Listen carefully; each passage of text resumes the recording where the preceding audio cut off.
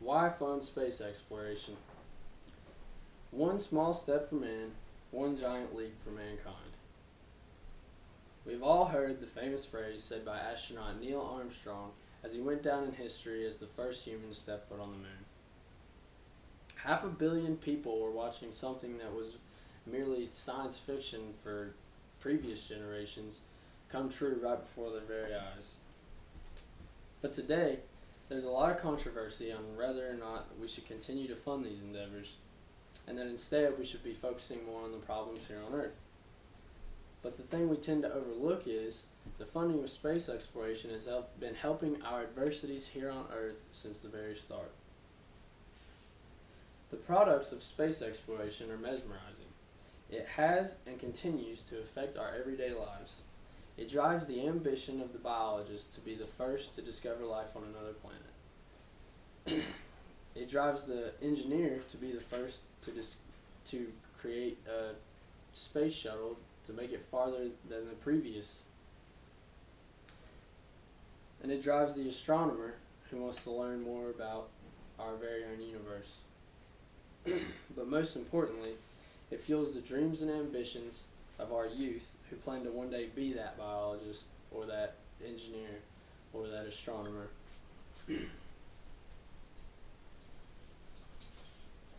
The technology that has come onto the scene since the space race began is pretty impressive. As of 2013, NASA reported to have over 1,800 different technologies patented that are in use today. The designers of the latest model of the Space Shuttle engine are now working on a new type of solar power plants that by applying their experience with superheated materials from the rocket thrusters, they are now helping to supply millions of homes with clean energy. Software invented to protect the radio communications during takeoffs is now used to protect bank ATM users from identity theft and fraud. Ornithologists have recently begun using an algorithm developed for depicting galaxies in Hubble telescope images for earlier detection of breast cancer. According to NASA.gov, there are thousands of different inventions in use today, including things like lightweight, heat-resistant carbon fiber, nitinol, a metal that can be bent and returned to its original shape, is used by orthodontists today in braces to help straighten people's teeth. Hydraulic battery-powered rescue cutters were developed for use on the shuttle, and they're used today to save people from car wrecks. You may know them as the jaws of life. These are just a few of the things that we owe recognition to the pursuit of space exploration for discovery. The main argument is that space exploration is just too expensive. From the day NASA was founded to the day of the last Apollo mission, $135 billion was spent on the efforts. That's an insanely large number. It's so large that the human mind can't even comprehend unless there's something to compare it to. So, to help us understand, let's compare it to the cost of the Vietnam War. $768 billion was spent on the Vietnam War, and the U.S. has nothing to show for it. Imagine what we could have achieved with that amount of money put into the space program.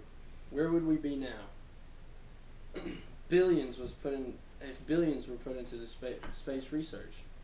The U.S. military received $598.5 billion in 2015, while in the same year NASA received only a fraction of that at $17.4 billion.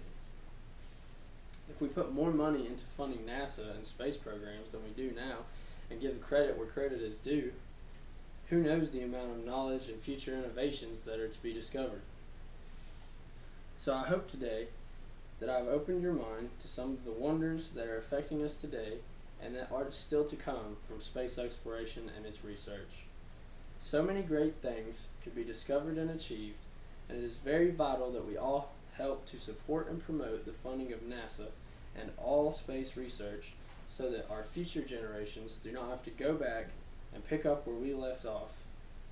If we continue funding what I consider to be one of the most important programs in the 21st century, maybe soon we'll be watching a Neil Armstrong of our generation take one more small step for mankind, just like our parents and grandparents did 47 years ago.